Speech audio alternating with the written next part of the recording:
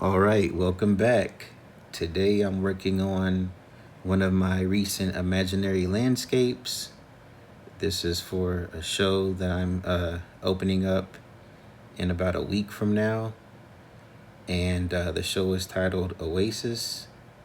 And I can't wait to share all the work that I've been putting in with everybody who comes to see the show. So for this landscape, um, what I've done is I've added a layer of clouds in the front of the painting. Yes, in the front. So it may feel a little bit odd or awkward, but for the paintings that I've been working on recently, I have wanted them to have a sense of surrealism. And I believe that putting clouds in front of the image adds that an extra layer that the painting needed. And it also adds that sense of surrealism that I was looking for. Almost like a dreamlike state where things might be a little bit cloudy in front of you or mystified, and you continue moving forward in that dreamlike state, kind of wondering and trying to figure out what's going on before you wake up.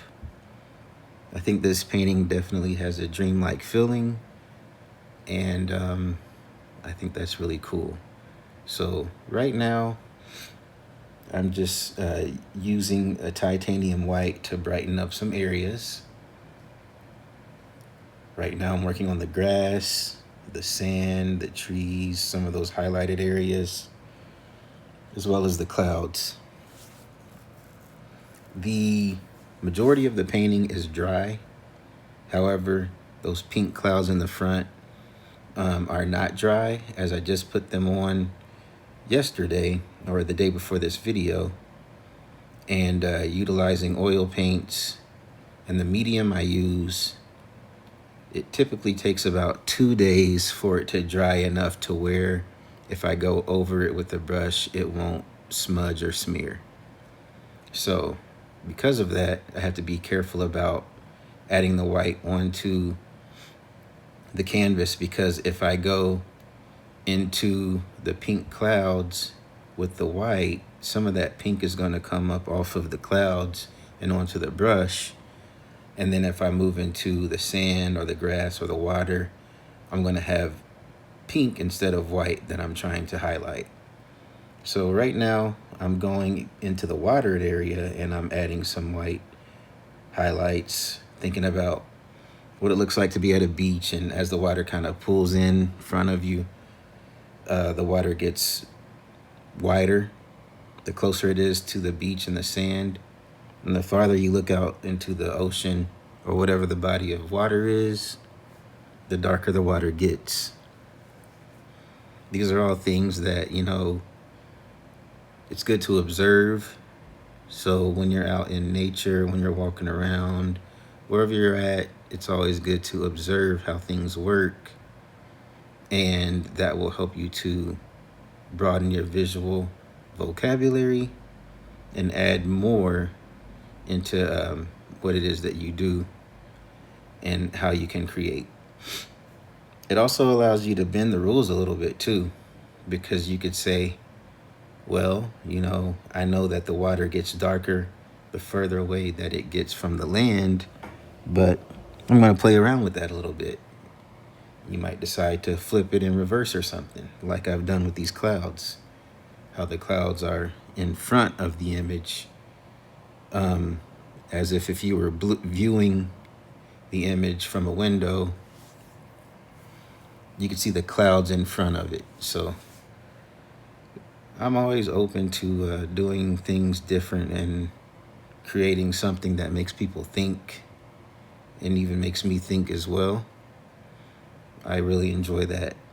So I'm still just brightening up some areas in the painting. I'm brightening up some of the land in the background, adding some highlights, thinking about how that star in the sky would sort of illuminate the area. I'm utilizing that white still, that titanium white, and I am really just working on separating those layers that I have in the background in the sky. So separating those layers, making them feel like they have even more depth. The layer that is closest to the star is brighter, and then as the sky moves away from the star, it gets a little bit darker. So I'm adding another layer here, just being confident with my brush. That's one thing that it's important to do, is to, learn how to be confident with the tools that you're using. And the way that that happens is just through time. Knowing that if you do make a mistake or an error, that's okay. You can always come back and fix it. So be confident with the tools that you're using. Don't be afraid to make mistakes. Put the paint down onto the canvas and just let it live there. If it's that much of a mistake, sometimes it's fine just to let the mistake breathe through, because again, it's a learning process and you can always create another painting. So don't be afraid to make an error or a mistake, because it's not going to be your last painting. You're going to always be able to create more as long as you're, alive and healthy and ready to go. So allow yourself to be comfortable, to be confident while you're working, and try not to second guess too much. I think when you're making things and you're second guessing a lot, it can stifle your creativity. So try not to do a lot of second guessing and overthinking. Just work on the painting and see where it takes you. So now that I've brightened up the sky a little bit, I've added some cerulean blue into my white, and I am giving further depth into the sky in the background. So it's going to be less flat and more deep than what it was. So again, I work in layers. So because I work in layers, it takes time to build them up. And because it takes time to build them up, I'm typically working on several paintings at a time. I just added a little more titanium white into the cerulean blue and white mixture that I have, so that I can create some even brighter or more vibrant spaces in that background and add more life into the painting. Before this session, I was feeling that the painting felt a little bit too flat, but now I'm feeling like it's less flat and more depth. So thank you for watching this video. Please like, comment, and subscribe, and have a great day.